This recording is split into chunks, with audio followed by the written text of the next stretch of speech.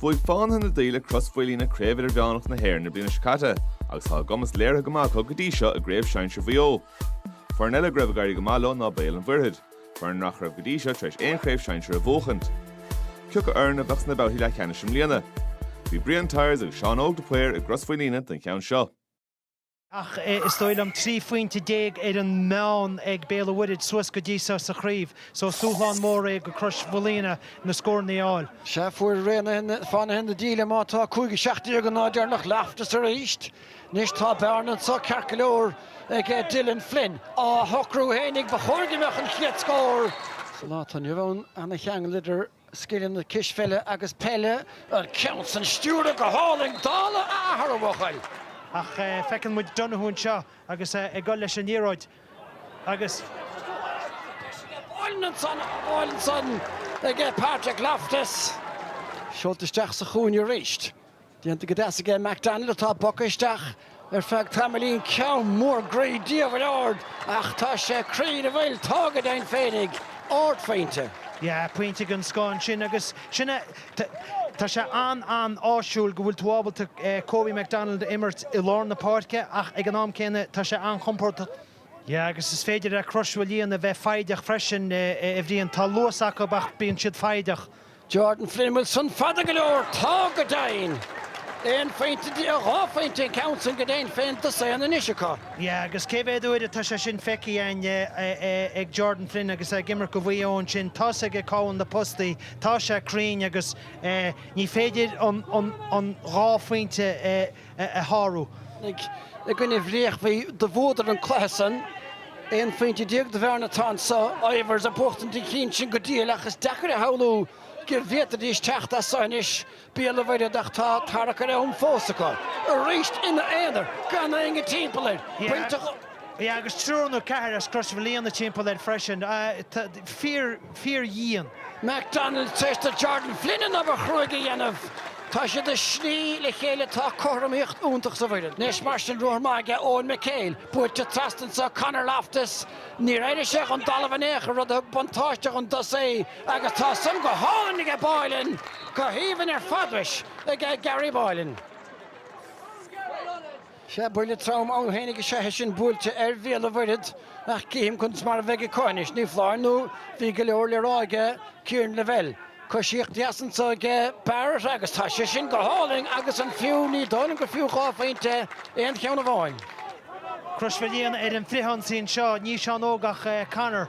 Agus crídíireach suas féin Barkinson peintige ar leagach paraméidir ní dálan go duineach. Ja, an scóran sin agus phríhan sí le luas an sin agus is dói tuigim cin fá go gatha Belmullet brúach ar éid Crois Mhaoilíona. Cúin in na parc hís.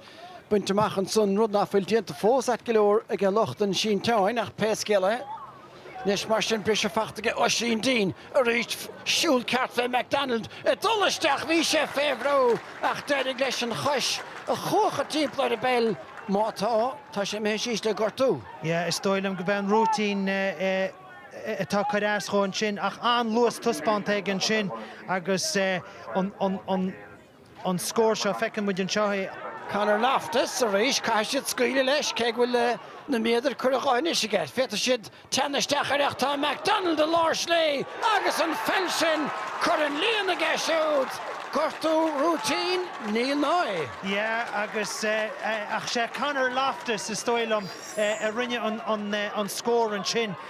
Bhí fáil diantaid ach níor thug sé an siar cic lean sé éid agus thug sé páist as an sin go Cóbí McDonald agus sin an fá go bhfuil sé chomá agus atá sé síoch ionintach an sin aige. An híana fi trí sin atá fáte ag Crois Mhaoilíona. Tá go tapig trastigí Colin Barrett ach an lán chúla eile máthir ná stoppa san ó sin díine isis I féhbli a ruthir an té is tíana ístíicne Cathal Carolyn agus tá siad a gmeach leo Jordan Flynn. A lorug cétáistigh tá Duffy annach go háirithe ar ghine fósaige Flynn. Caite siar an sathige ríis cos céim anna yes le taobh an sannig san ceann san seotaige Diarmaid Walsh thar sé trasnáin. Agus go dain féin tá adóg sétan sa ag an réiteoir James Deegan agus beg Fánaithe Daoile Crois Mhaoilíona Lechanis and Chuntek. Yeah, unbelievable to think at 17 years of age that he can go out and produce the goods in a county senior quarter-final like that. It's a testament to the man and the qualities that he has. It's not just talent, it's his work that he brings to the team. It's just phenomenal for at age of 17. So we allowed them obviously space to play their minor, and they only trained with us an odd time. And look, as I said before the game, they won an under-21 a couple of years. So these boys, they're all friends. We're an awful tight group. So they're friends a year or two ahead of them. So that's why they fit in seamlessly. And we allow them to, I suppose, express themselves and flourish and play the way they want to play. Sometimes you just have to take your hat off and just say, look, fantastic team. They were really on form today.